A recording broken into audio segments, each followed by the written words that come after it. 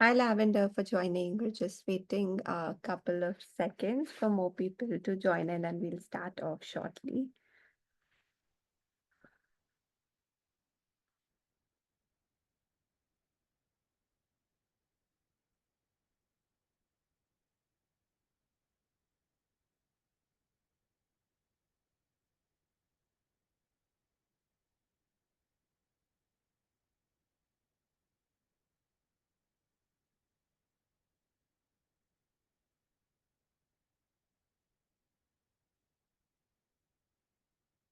Awesome. In the interest of time, I'm going to get us started. Hi, everyone. Welcome to our final session on this learning series on psychosocial support for caregivers in crisis context. Today's session is going to focus on bringing localization and contextual sensitivity when we are developing and designing programs for improving caregiver well-being. Um, Before we jump into the session, for a lot of you who've joined before, this may not be new information, but for anyone who's joining us today for the first time, this is a little bit about GSF. So, the Global Schools Forum is a collaborative community of non-state actors working to improve education at scale for underserved children in low and middle income countries. Currently, the network has 165 organizations that are working across 63 countries, directly running or supporting 1.3 million schools and impacting close to 126 million children. My name is Priyanka, and I'm the Evidence Hub Manager at GSF. I welcome you all to the session. A quick sort of overview of the session so far. So, like I said, this is the last session of our learning series. We had started earlier in April, in March, and we're going on till April, and we've done this series every week on Wednesdays. We started off with a big picture understanding about the what and the why of PSS and what the evidence looks like. And since then, from session two onwards, we've really looked at the how. So, how do we integrate some of the practices and learnings that we've had within our ECD programs to improve the kind of care we can give to caregivers in crisis context. We've had various collaborators across the sessions. We'd like to thank all of them, but today we have INEE that's going to lead us into this session today. This work falls under the evidence hub that GSF is building on ECD in emergencies. A quick overview of the evidence hub is that it helps to codify promising practices, models, tools that can help children and caregivers in improving education and well-being outcomes who are living in crisis contexts. There is a QR code that you can scan to see the existing resources that we have, but I'll also shortly put the link of the evidence hub within the chat right now. Um, on that note, I am just going to pass it on to Esther, who is a PSS SEL coordinator at INEE and also is an experienced counseling psychologist. Over to you, Esther. Thank you for joining us today, and we're very grateful to have your time and support in leading the session for our community members. Over to you to introduce yourself and to introduce INEE. Thank you, Priyanka. You can hear me clearly? Okay, thank you. For those who are meeting for the first time, my name is Esther Mbao. I'm the Psychosocial Support and Social Emotional Learning Coordinator at INE. INE is Interagency Network for Education in Emergencies. And just like GSF, we're a network of different organizations. We have a membership of over 22,000 individual members. In terms of organization, we have both international NGOs, we have local NGOs, we have schools. As long as you are in education, nowadays I keep saying there's always an emergency, and hence you need to be a member of INE and be plugged into what we are doing at INE. Interagency Network for Education in Emergencies also has a hub of resources that you can utilize. As the psychosocial support and social emotional learning coordinator, I am in charge of matters well-being. Um, why well-being? Because children in trauma, displacement, and disruption face a lot of trauma situations, and this affects their well-being. Mental health, psychosocial well-being, and SEL are foundational and not optional. Here's a simple example. When you are stressed, can you really work?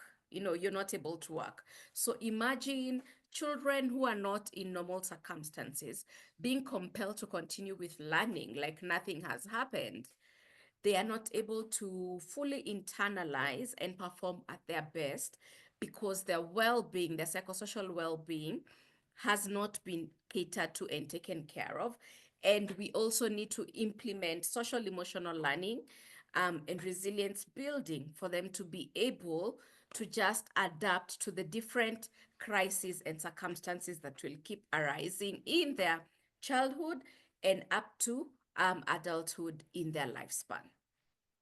So my emphasis on this slide is learning cannot happen without well-being, and hence, if you know about INI, you know about minimum standards of education.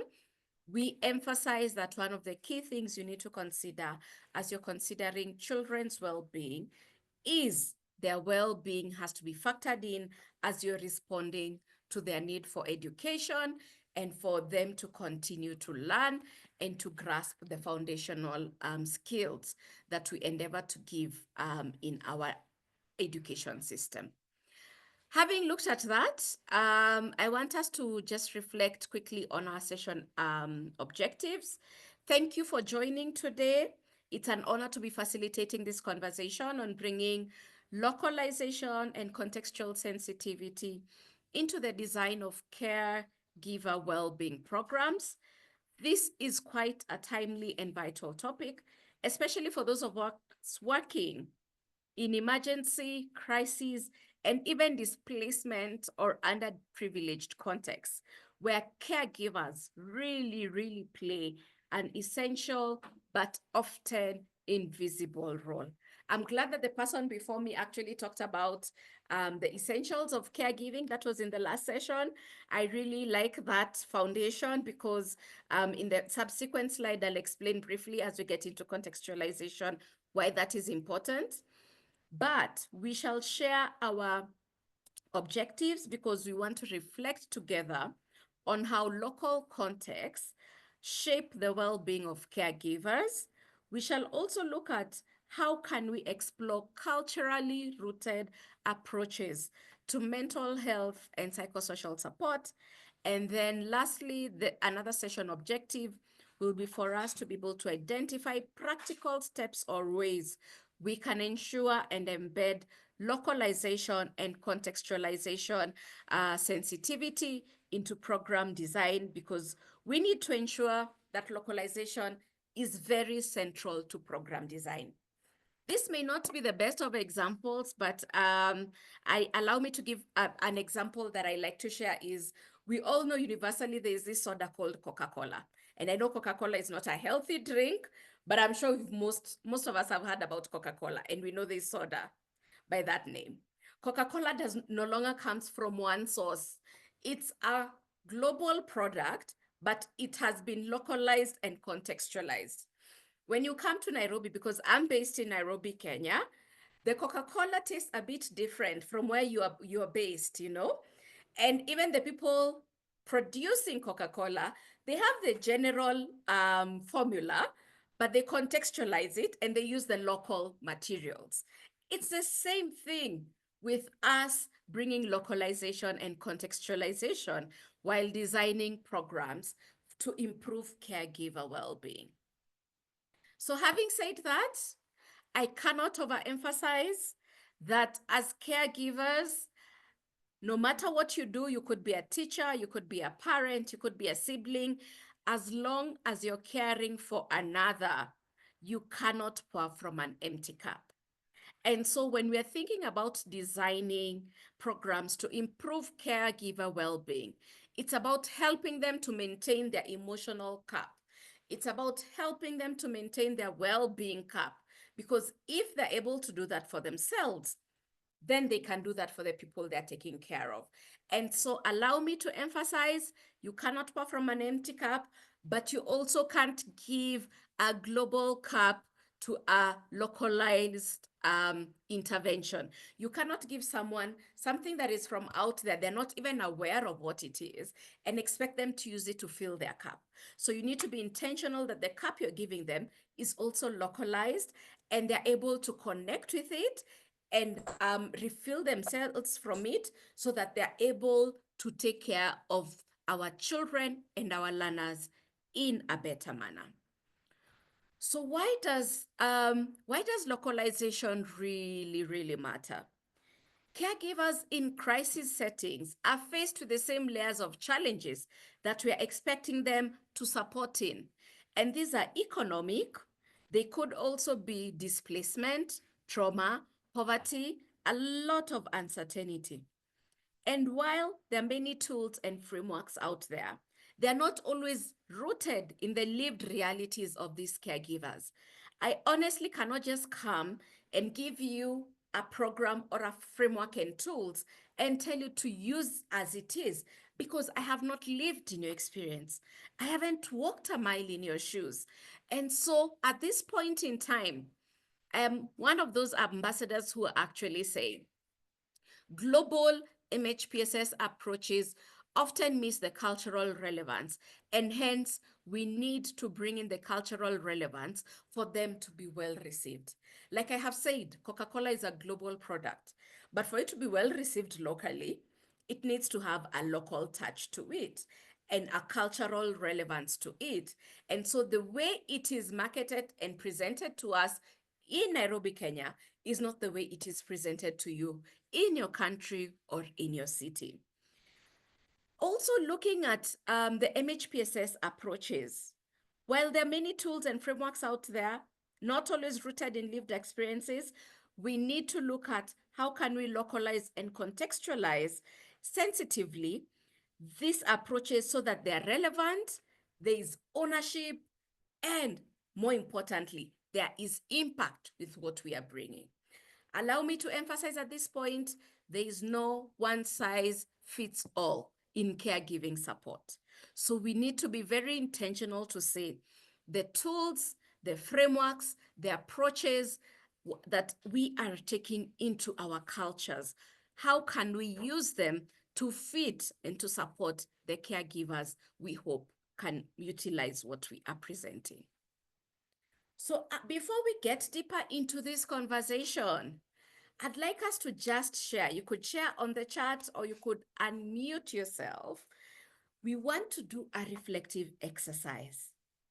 And I want to ask, what does caregiver well-being look like where you are? I don't know where you are, so you could tell us where you are and you can let us know, how does caregiving well-being look like for you? And you could also share, what are the signs that caregivers are doing well or they're struggling? And further on, what kind of support already exists in your community to just be able to take care of our caregivers? Because like I've said, we cannot pour from an empty cup. So feel free to unmute yourself. You can introduce yourself, tell us where you're from, and let us know. How do caregivers thrive? How do you know they're thriving or struggling? How does it look like for you? What is happening in your community? 5 minutes to just reflect on this.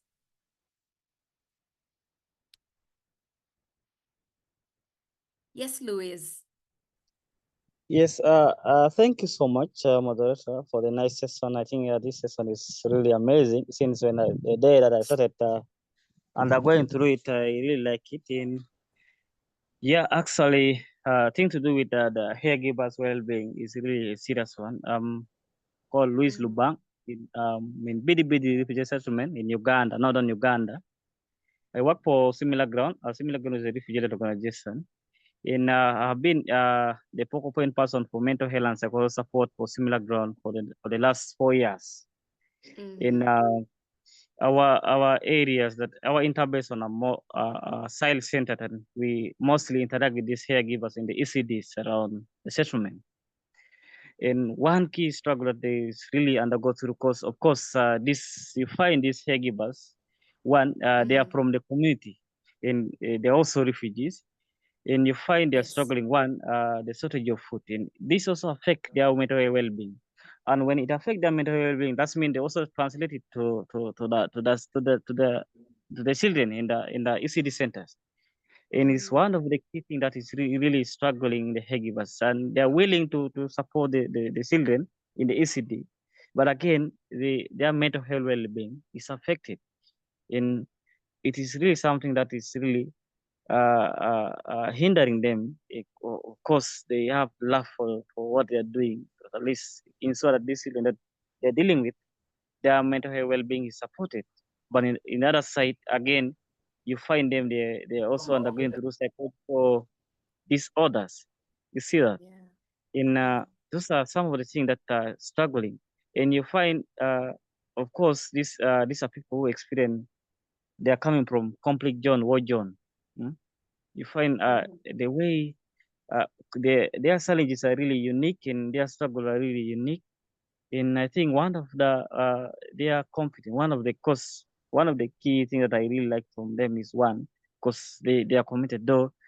Eh, uh, though they don't have those skill of regulating stress and the emotional disturbed, those skill of regulating it, they don't have it in place. But I think one of the resources is we introduce a therapy called home-based play. That's just a local, because we just study what they like to do in their, because we drop it from their cultural dances, and we call it home-based play. That's mean we use the music that they used to play, and we use them for them to come together, and they dance, and they play with these people in the ECDs. And this is one of the strategies that they use to regulate their emotion, and at least support them to calm them down from what they're undergoing through. At least when now they play with the children, that's mean at least the other memories that they're undergoing through, the talks that they're undergoing through psychologically, it reduces, and at least it translates a positive thing to the children in the ECD center. Then what Okay. community-based forms of support is I already exist. I talk about the home-based play, and we also have COA. COA we learned it from Warsail Holland. It's a methodology that Warsail Holland have been using to train caregivers on how they can regulate emotion. And it's also one of the therapy that you realize it also work locally. You see that in yeah, some of these things that are Okay. traditional, cultural, that's mean it also support them. Those are some of the things that I also look at it as a good thing. Thank you. Thank you, Louise, for sharing what you're doing in Uganda. I think music is one of a very powerful tool to use in terms of caregiver well-being. But allow me to contextualize it further. I cannot bring you music from the US and expect for it maybe to help with the caregiver well-being.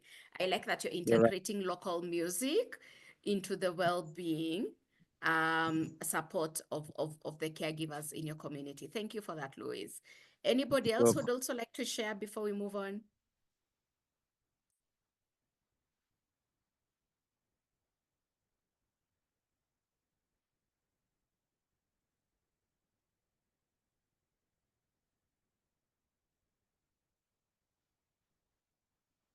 Yes, Cheng.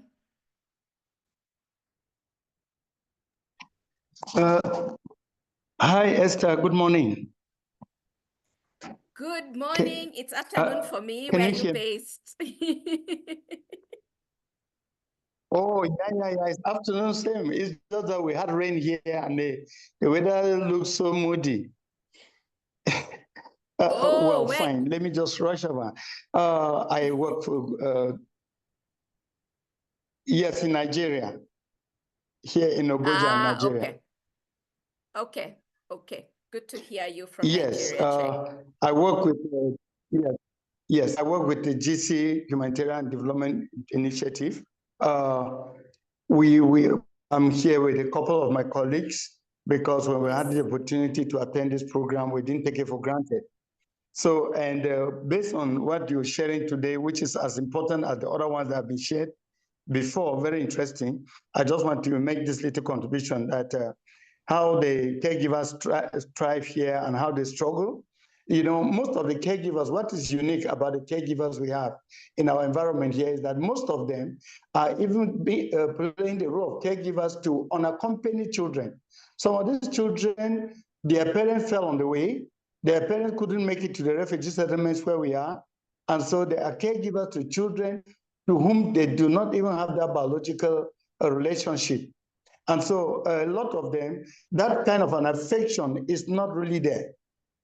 And so that's number one. Number two, the people, the caregivers too here, they are actually thriving and really struggling with life because if eventually there's just no particular support that is going for people who are like caregiver to children of that age, no particular one.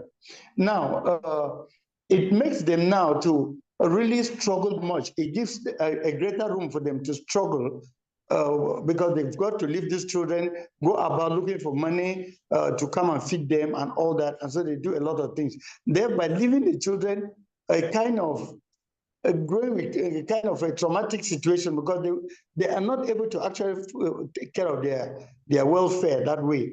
And so in our own organization, though we don't have a funding for this, but we are refugees and though working with host community, and we've looked at this to be an issue.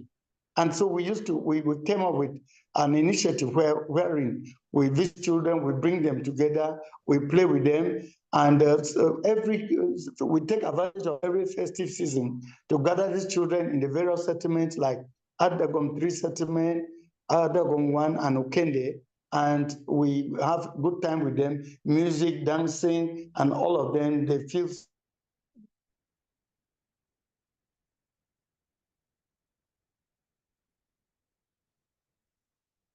Have we lost Cheng? Okay. He was also talking about music and dancing, and I think that's a universal way of caregiver well-being and even caring for our young ones.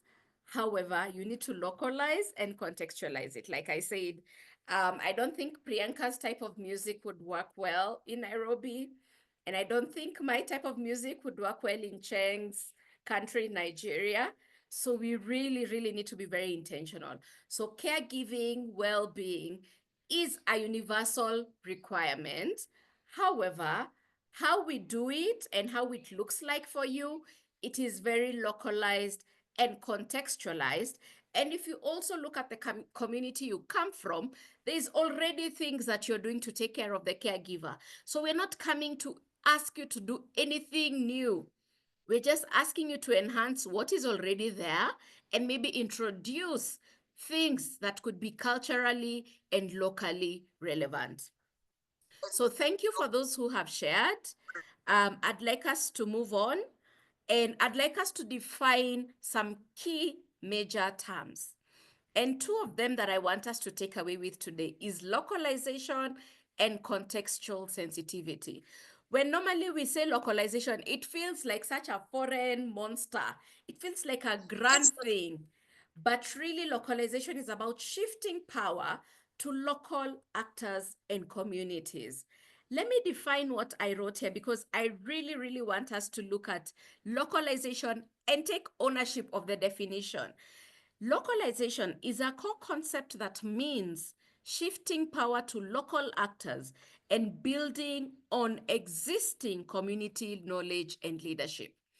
When we are introducing toolkits, resources, or ways of doing in a community, there are already structures in terms of leadership, there's already what the community knows, and there's already a system that is there in place. So we are not coming to take away your power, but we are actually coming to say, with the power you have, we want to enhance it and make you more efficient and build on what is already there to make it better and to fill any gaps that you may not have been aware of as we bring in the different resources and tools for you to use at a local level. The other thing I want us to look at is contextual sensitivity. And we really need to be sensitive when we're going into cultures, when we are trying to take on some knowledge or some resources, because contextual sensitivity means recognizing that whatever you're taking and the solutions that you are taking into the community must be shaped by their values, by their norms, by their language, and by their experiences. Please note, we could be talking about the same thing, but what you call it in your culture is not what I call it in my culture. And that is one key thing I have learned even as at my position here at INE. We have what we call the PSS SEL toolbox. And in the toolbox, we actually have contextualization tools. So if you want to develop a framework, let's say you've seen this framework that is working in another part of the world, and you want to bring it back into your community, you're able to go into the toolbox and you're able to use the contextualization tools to help you localize, which is to shift power to local actors so that they can take ownership of the intervention, but to also be contextually and culturally sensitive for whatever you're taking, to be well absorbed in terms of values, in terms of norms, and in terms of experiences. How do we do localization and contextualization? It starts with listening, and then it grows through co-creation. Please note, nowadays we just don't take copy paste and say, because this is what is working, then paste it and use it in a different context. We need to first go listen, even before they listen to us.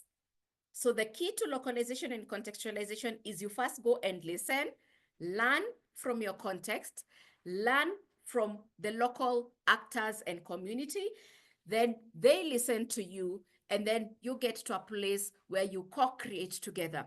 Because when we are co-creating, a sense of ownership is taken on by the local community, the local actors, and the local leaders. It is the same thing.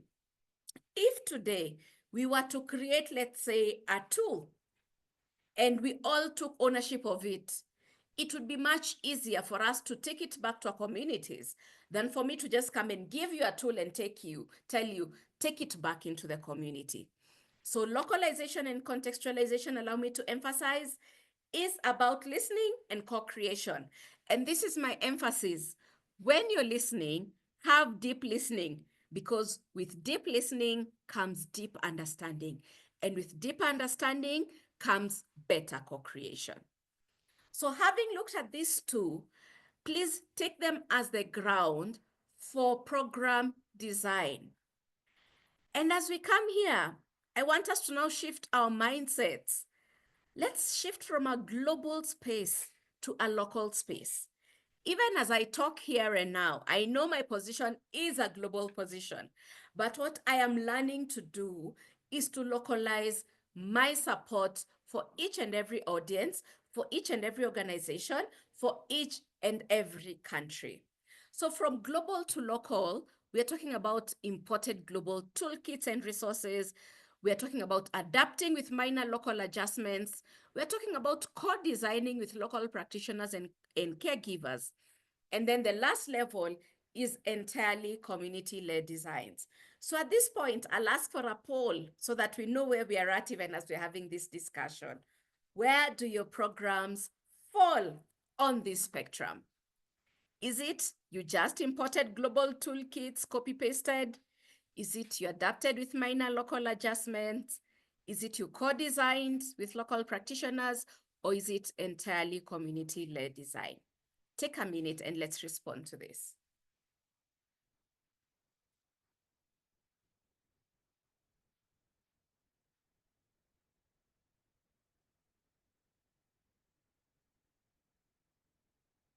I can see 2 out of 11. I encourage us to vote. 3 of us have voted. Thank you for voting. I can see the numbers going up.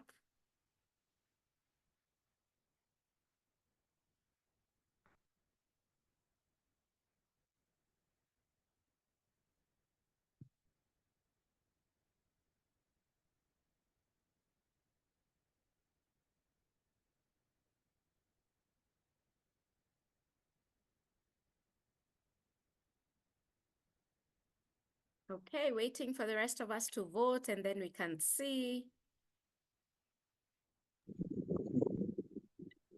A quick one. I wanted to vote. I don't know. You can vote. My question is, with the program that you currently have, did you just import global toolkits and resources and use them as they are? Did you adapt your program design with minor local adjustments? Did you co-design with local practitioners and caregivers? Or is it an entirely community-led program design? Please vote.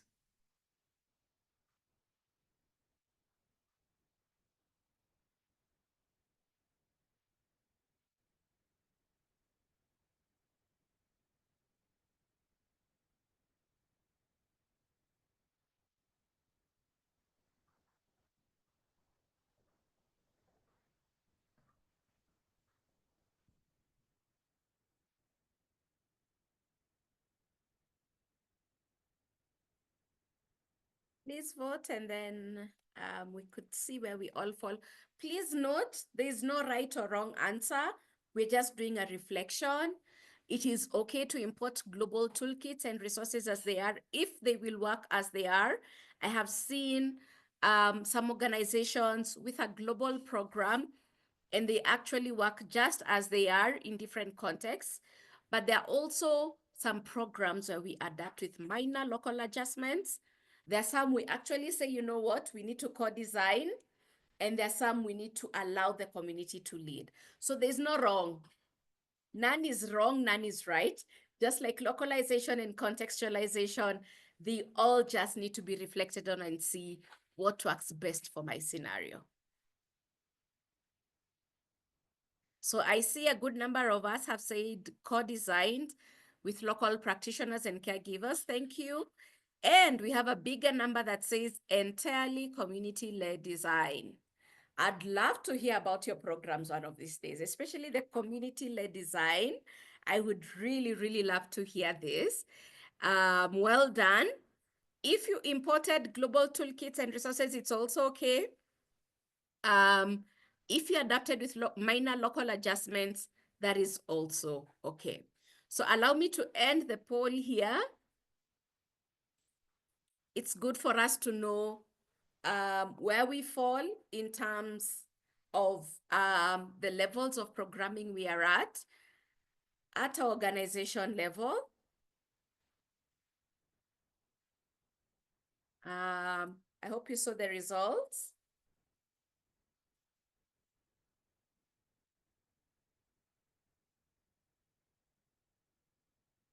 So 40% co-design, 60% entirely community-led design. So we are doing pretty well in terms of localization and contextualization.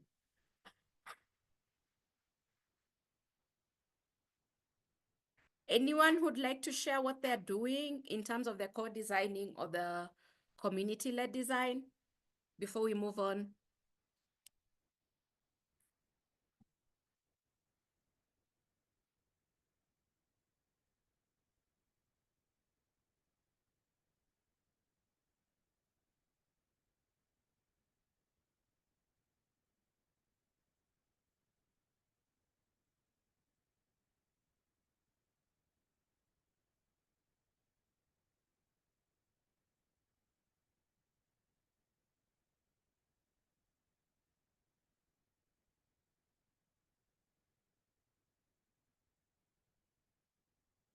Okay. Anybody?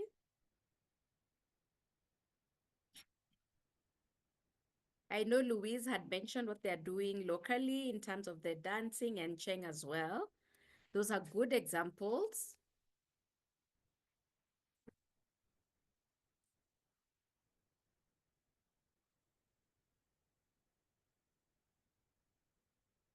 So we shall proceed and be able to look at a fictional case study. I know we already have someone from where I'm going to mention, but this is a purely fictional case study that I want to share with us. Oh, sorry. There's another quick poll. Sorry. When designing caregiver well-being programs, How often are the caregivers themselves consulted? Let's see. It could be locally led. It could be locally co-designed. But do we involve the caregivers themselves? Always, sometimes, rarely, or never. Let's see. Always, sometimes.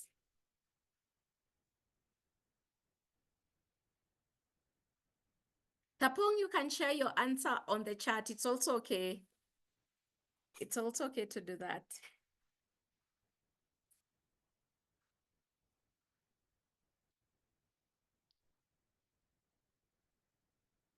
Okay, I see many of us consult the caregivers. Some of us sometimes consult the caregivers. That is good to know. I keep saying you cannot give someone what they have not been involved in from the get-go. For them to have stakeholder buy-in, for it to become efficient and effective for them, you need to involve the particular population you're targeting. In this instance, it is the caregivers. If you're trying to design a program for the students, you need to also involve the students. If it is for teachers, you need to bring in the teachers. So always, as much as is possible, always consult the caregivers when designing the caregiving well-being programs. So thank you for that. Good to know that you do consult the caregivers themselves. Very, very encouraging. So 86% said they always consult the caregivers, and 14% sometimes consult the caregivers.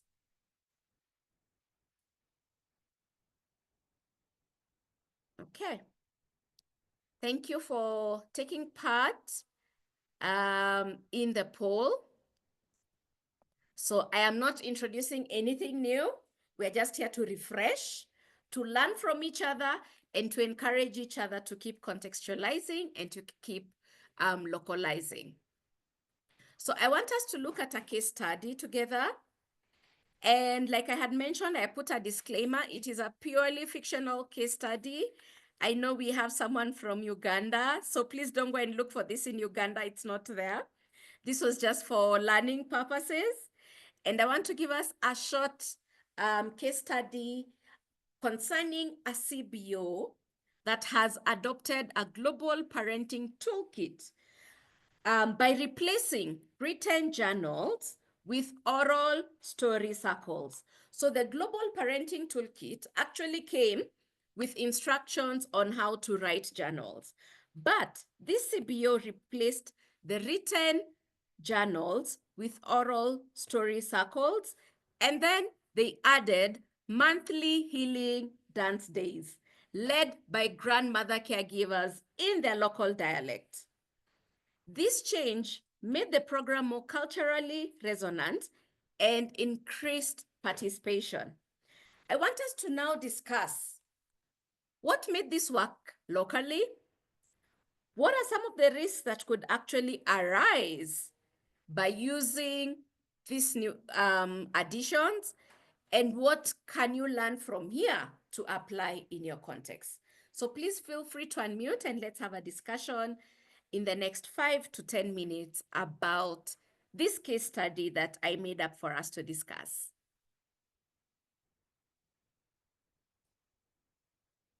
You can type on the chat or you can unmute yourself.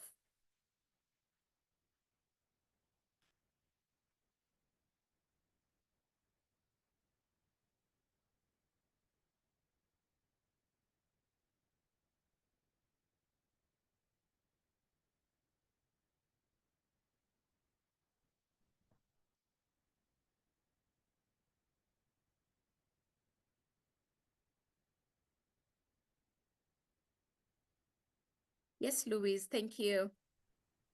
Yes, thank you so much for this case study. I think, because what made this work locally, one, One, because based on the case study, it have really increased the engagement and cultural ownership.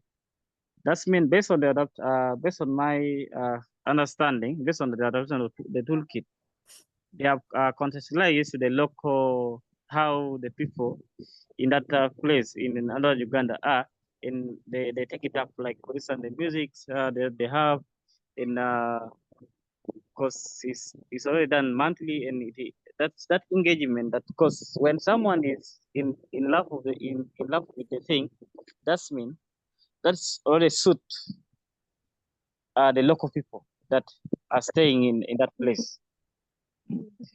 And the risk that could arise that I'm looking at the one because these are grandmothers who are old, you see, and it's more of dancing. And assuming the music that they're dancing is very fast, I think it's one thing that is also going to affect their health because they will undergo a lot of pain with the style that they're using to dance. You see that? I think those are the risks that I'm looking at.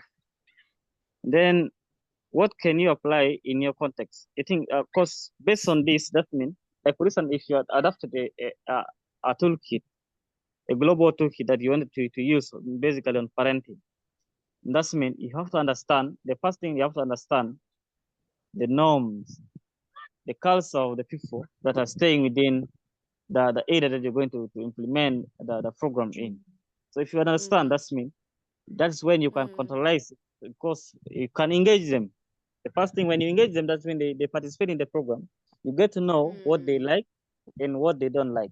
That's when you understand what they like, that's when you say that now from here, I think this doesn't work, but this works better. So it's now you roll it out to the people based on what you've got from them. Thank you. Thank you. Thank you for that sharing. So contextualizing and using what is locally there is what has helped. Louise, you wanted to add something? I see your hand is up again. Okay. No. Stop. Yeah, Okay. Yes, Tapo. good afternoon. Good Yeah, good afternoon to you. afternoon, ma'am. Please go Okay, ahead, thank you for Tapo. this Good afternoon. opportunity. Yes. Yeah, I think what I can add is the fact that they made it more of a cultural thing by adding the myths and the norms of the cultures.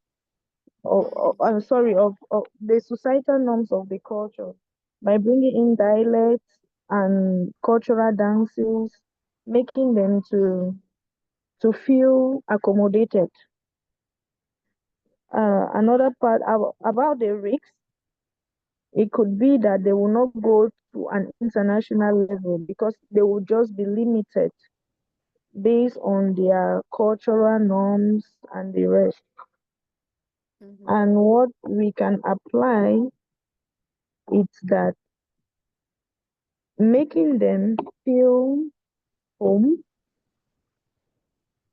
feel at ease by using those dance and their dialect, making the caregivers feel warm. So I think that's what I can add. Thank you, Tapon. From the chat, I see Sir Rodrigue has said, for me, what made it local was that they had to add the local language, very important. I think when you speak to a person in their local language, you actually speak to their heart and not just to their intellect. So speaking to people in their local language is a powerful localization and contextual tool. It also helps them to understand better the goals of what is being tried to be achieved by the toolkit. Thank you, Sir Rodrigue, for that. Alexandra has said what made this work locally because the trust of people is implemented by using local tools. allow me to say this, journaling is somehow a foreign concept in an African setting, but we journal by sharing stories orally. So I think they looked at how do people share stories? How do people ventilate? And they discovered that storytelling is equivalent to journaling. And so they allowed oral story circles, and now building trust by using local tools, using the local language. Anybody else? I can see Ajabna Hassan. You can unmute yourself. Yes, good afternoon. Good Uh, afternoon. I joined late and I was just listening. Yeah, and let me No just chip in worries. on this. And yes, I'm living in Kenya in a refugee camp called Kakuma Refugee Camp. I led an initiative called Initiative on Advocacy for Orphans Development. So, Yes. very fast to the first question, what made this work locally? So I can take it based on my culture. So once the grandmother is involved in this particular case study, so we notice that grandmothers in the society are more respected, and at the end of the day, they hold values and the cultural norms. Mm, So once they mm, are developed here, they have experience of being caregivers at times back. So this will help us to enhance this case study and make it local because the caregivers themselves are initially the grandmothers. They have much mm, experience of being the caregivers, and hence it can be easily localized to them because involvement of grandmother, she's able to be aware of the values of the community, the norms, at the same time the experiences of her being the grandmother. Otherwise, thank mm. you. Thank you. Thank you for that, Ajabna, from Kakuma. Like you have said, grandmothers are well respected in this community. So when you look at parenting in this context, it is not just about the usual mother and father, but the grandmothers are actually primary caregivers in most families in the African context. Yes, Cheng.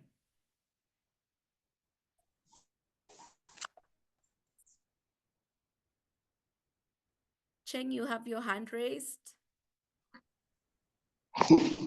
Hi. Yes. Please, just a quick one. I pray I don't get out of connectivity now again. I just wanted to say that actually my colleagues have said almost all, but the little thing I just want to add is that uh, on the risk, since about localize, what makes it local, it's already about Yes. the use of dialect, the use of grandmothers. It makes it quite local. But I want to say that the aspect of risk here that I find is that the CBO they adopted a global parenting toolkit. And this means that they would have, it is not really designed by the people, by the the grandmothers. It's not designed by the people in the locality, though it's giving, it has led to an increase in the engagement. It might lead to this increase in engagement, but what about its sustainability? When it comes from us, there is the possibility of it being sustained beyond the hurdles that may happen along the line. And I just think that that is the risk that one of the risks that they need, they deserve to take note of it. And then what can you apply? Obviously, this is a very great example. This particular scenario you've brought up, Esther, is a very wonderful one. And all I think is it can be applied here with us also, but just adding bringing in the toolkit and causing these people to so make their own contributions to make it now a kind of ownership by the people, by the caregivers themselves, so that it is like it is their own thing that really generated from them, because every story has its own originality. Thank you very much. Thank you, Cheng. Thank you for sharing even the risk that could arise. It's not locally developed. So there's a risk of it not being fully owned, and sustainability could be questioned. And that has made me go back to our previous slide. So where do you think that program is placed? When we said from global to local, which level is it at?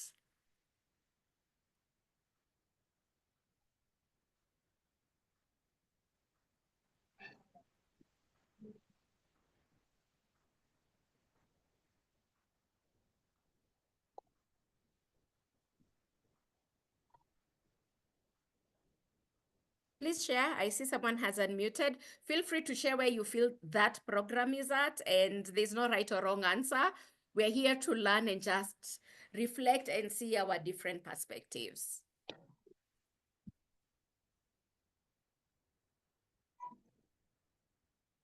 Ajabna is saying it is an entirely community-led design. Do you think it is that?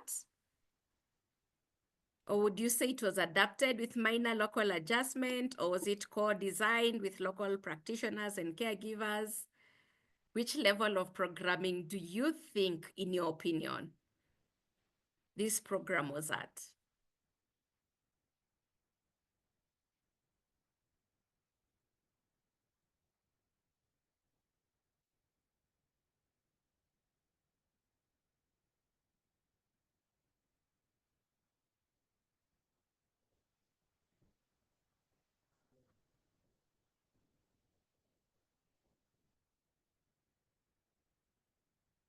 The first one, Cheng says it's the first one. Imported global toolkits and resources.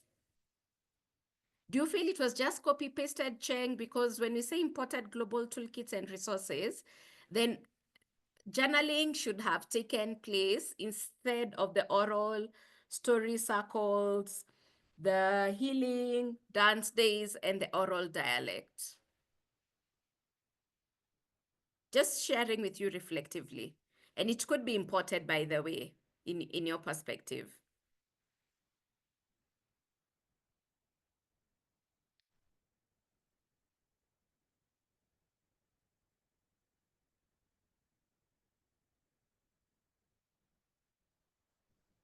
Okay, we'll keep reflecting on that. Let's move on now. I'd like us to look at something else that will bring us to some more learning. You're working in a displacement setting with caregivers who have low literacy, strong religious affiliations, and tradition of collective child rearing. I want us to now think of when we are co-designing a program that reflects this context, what is one strength you can use to build on? Who is one key partner you need to engage with? And what is one design choice that will reflect cultural sensitivity? Okay, thank you for those who responded to the other question. I acknowledge your responses have been well received. It seems like we have different perspectives in terms of where we are at with our program design. So let's look at this one. We want to make it entirely locally led or co-designed with the community. So the scenario is, it's a displacement setting, low literacy levels for the caregivers, strong religious ties, and we know this happens a lot, and a tradition of collective communal childcare traditions. We will not go into our groups. We're going to discuss it here on plenary. What is one local strength you can use to build on? What is one key partner you can engage with? And what is one design choice that reflects the context? Feel free to unmute yourself or to put in the chat. Let's see what you can do for yourself as you design.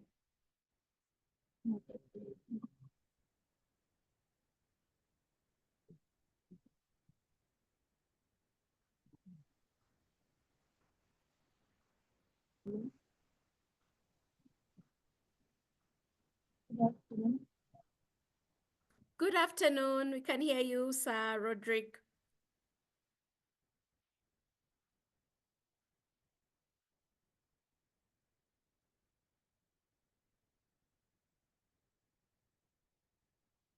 I think we've lost you.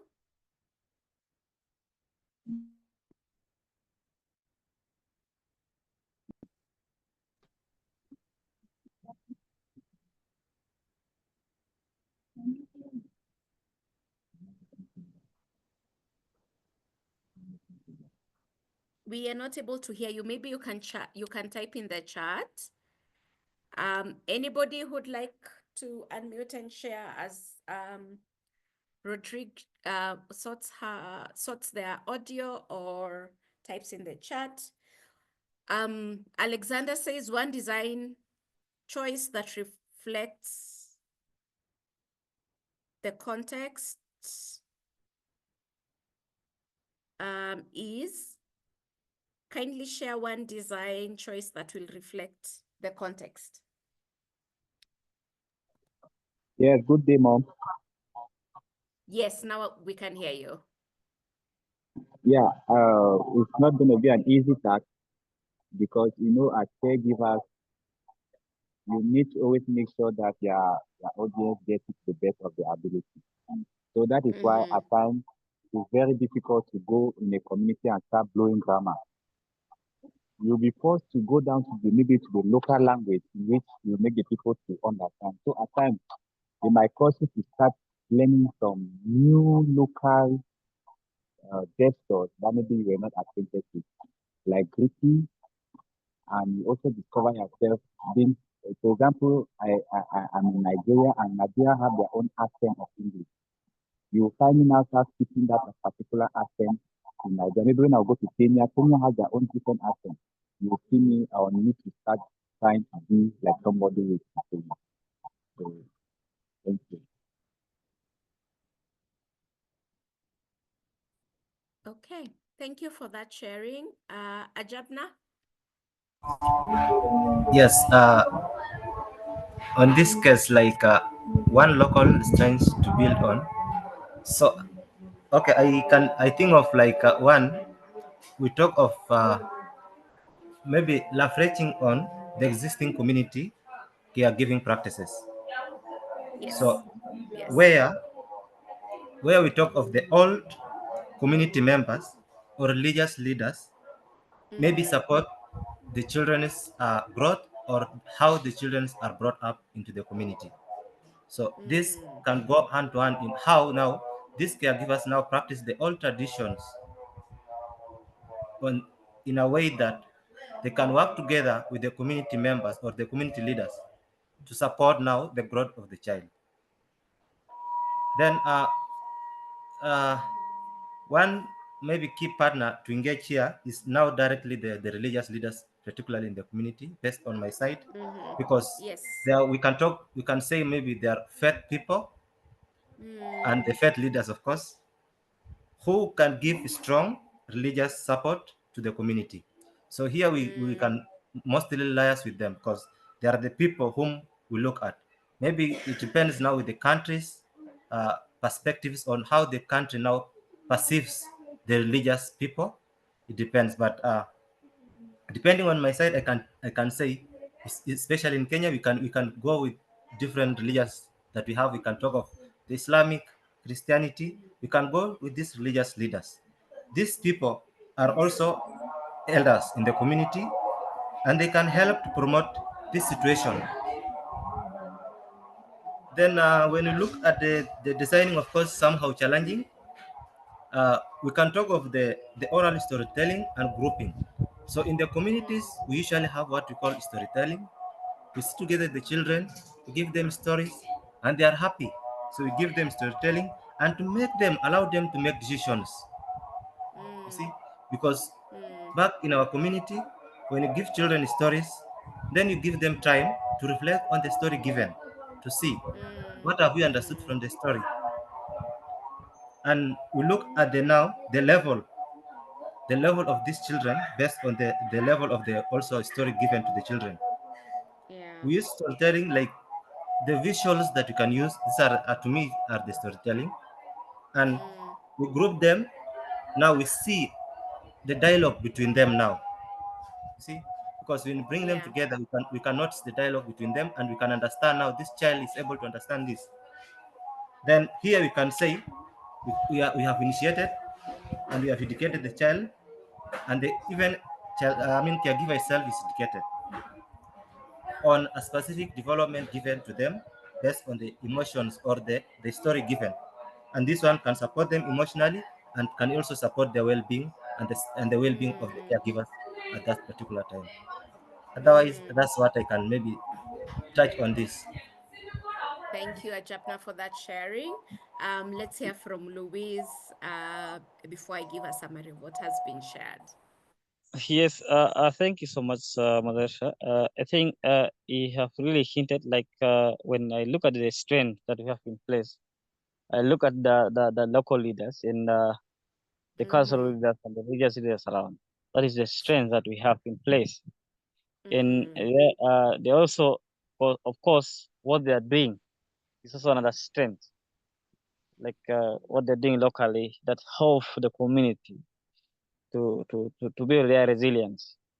Then the one key partner that I'm looking at, because where I am basically, of course, there are those leaders, there are groups, subgroups of community. Like people come from different diversity, they have their groups. And this is one partner that I'm looking at, and even the individual leaders, the churches around, the mosques, and even other partners that are implementing within the settings. I think those are the partners that I will be looking at.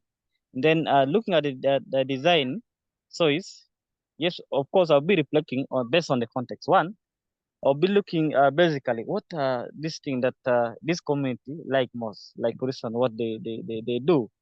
For example, I want to take a bus because when we started with the music, we realized where we are, people like music, and it's one key thing that they use it to at least it brings them together. That's one. In two, it also regulate their emotions and help them. It help them to reduce on the psychological disorders they are undergoing through. And I also look at that angle. Okay. Of course, there are some things that are positive and there are those that are negative. So that's mean I have to build on the positive one, mm, leaving out the negative one. Okay. Thank you. The Thank you, negative Louise. Yeah. Thank you, Louise, for that sharing. I want us to look at this as we summarize, and both of you have shared very key pertinent pointers to look at when you're looking at designing a culturally grounded initiative. Remember what I said about localization. It means shifting power to local actors and building on existing community knowledge and leadership. When we look at this context, you could use the strong religious ties, you could use the communal childcare traditions as strengths to start building on the initiative you're trying to work on. Key partners you could also engage are the religious leaders and also the people leading the childcare tradition. I think those are two major people that you need to engage in. And one design choice that reflects the context could be upholding tradition, looking at upholding religious values, but also using initiatives that factor in that literacy is at a low level. So please note, when you're bringing in an initiative, there's already what is a strength in the community or in the setting that you're going to take the initiative or the program. There are partners who are already key leaders and have a strong sense of leadership in the community. But there are also factors you need to factor in as you're trying to think what would work best in this setting that I'm taking my culturally grounded caregiving support initiative. So having said that, I want us to start looking at, as we wind up, what mindset shift are you taking away with you today? And what is one action you will apply in your next caregiving support design or in your next caregiving support program? You can type in the chat or you can unmute yourself. Has there been a mindset shift for you in terms of locally led and contextually sensitive caregiving initiatives? What is that for you? Yes, Louis. Yes, I thank you. The takeaway that is going for me, one, because actually this training have really supported me a lot, because I realized some of the time we started initiating the thing, not involving the community from the start. Sometimes we just do it sometime, but we started the thing by our own. And I realize it's very important, like if you wanted to do something, you have to sit down with the community and design it locally so that it is very easy for them to adapt what you're doing, and it's something that can help them, and it's also one way of sustaining it. Because when something is designed locally based on what they have in place, and you add on what they have, it does mean it's sustainable. Even if you're not there, they will still keep doing it. Thank you. Thank you for that, Louise. Sarah Rodriguez says, I will always work with the community and make sure I always ask the caregiver. Very important.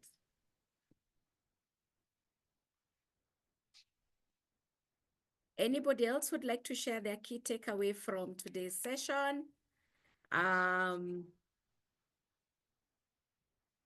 Any mindset shift, any action you will take away with you and do things differently?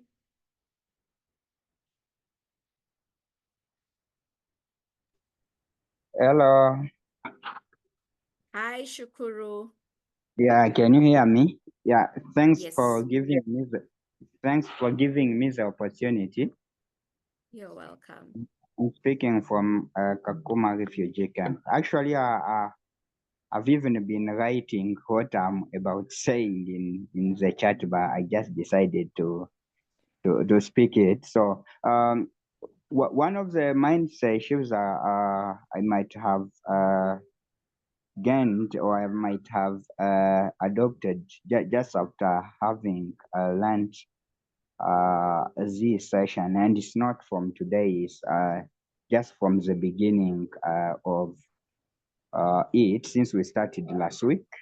I've come to realize that the community has really got a major role to play when it comes to co-designing some of the projects that necessarily aim at addressing the community gaps. And it's quite obvious that I've just come to realize that the communities themselves even understand these problems much better than us.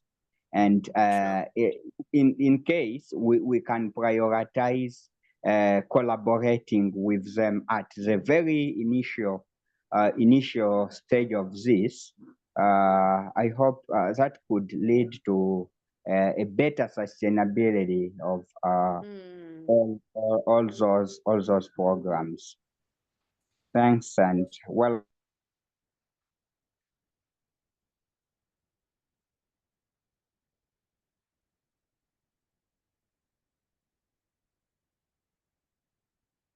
Did we lose Shukuru?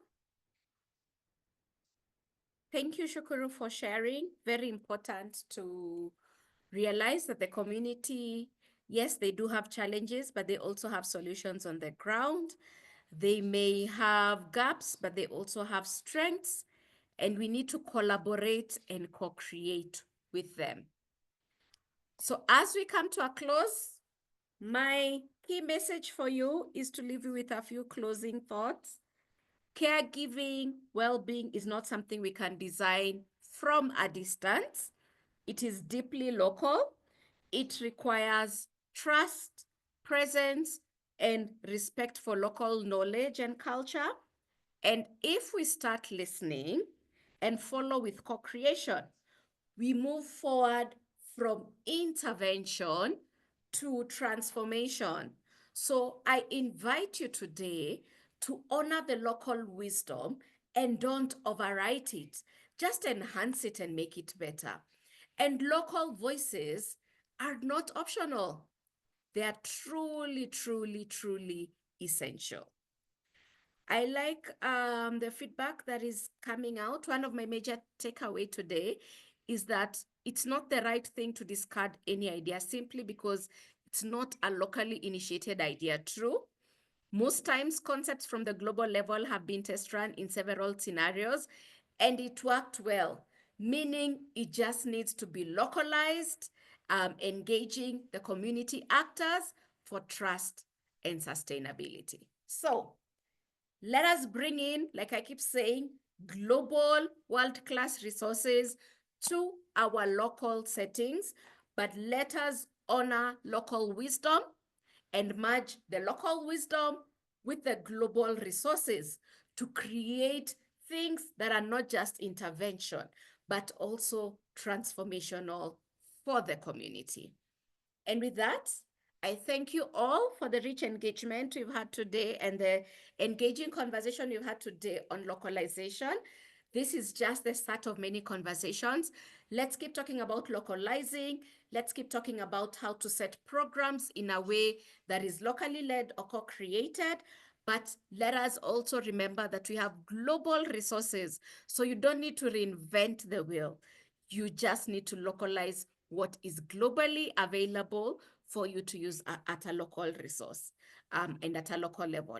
For any questions related to PSS and CEL, feel free to email me at any point in time. I'll be glad to support you. I'll be glad to share the resources we have. We have a guidance note on psychosocial support and social emotional learning. We have the PSS SEL toolbox that has resources in terms of data tools, localizing and contextualizing tools, as well as resources to help you with MHPSS and CEL. And we also have the teacher well-being resource guides and collection, as well as many other tools, even when it comes to ECD and caregiving support. And I truly, truly appreciate all of you for having taken the time to listen to me. Thank you, Priyanka, for inviting me and for giving me the honor to talk about localization and contextualization. It's truly been an honor to present the past 75 minutes or so. And before we go, I can see there are two comments also. Before I hand it over to Yvonne Priyanka. It says, it's noticed that the communities themselves understand their problems much better than anyone, and we can collaboratively work to find solutions to them in communion. Very true.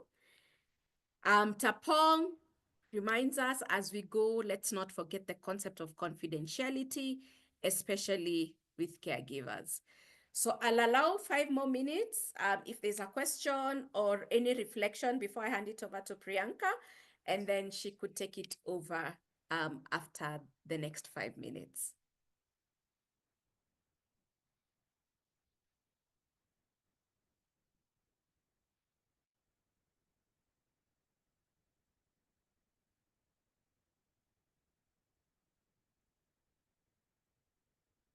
Okay, if there's none, I hand it over to Priyanka. Thank you for having me here. It's been an honor. And I look forward to working and doing more work with GSF and with you as well, Priyanka. So thank you. And thank you all of you for participating and for being such an engaging audience. Thank you so much. No, thank you, Esther, for leading us through this very engaging conversation, and to all the attendees for their thoughtful really excited. I think the conversation really well. There were a couple of comments within the chat to access the PSS SBI toolkit and some of the other resources you mentioned. I shared the SEL toolbox. Thomas, are you trying to say something?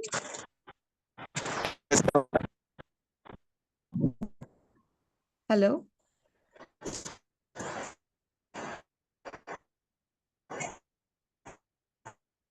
Okay, I don't know if you're trying to say something. I'm just putting you on mute because there's some disturbance. But if you are, just feel free to stop me again.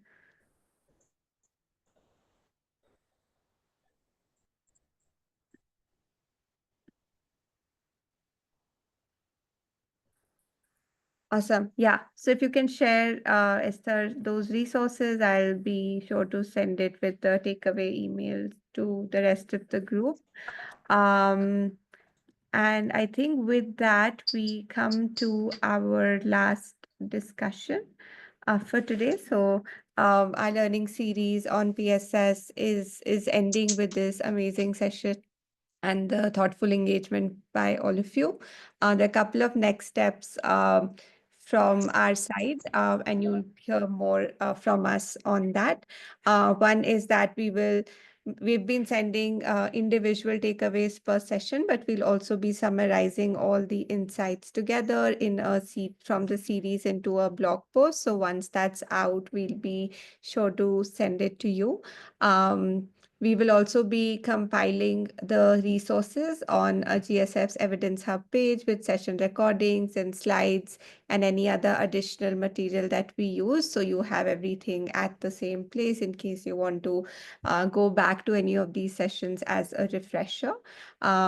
We'd also like to include case studies or develop case studies which showcase some of these real world applications on PSS in ECD programs in the Evidence Hub. So if you're interested in showcasing your work as a case study, please write to me. If you could write to me by this weekend, that would be fantastic. But this is just a way for us to document your work, but also amplify the innovations that are happening more locally at sort of global levels and bridge the gap between the global and the local.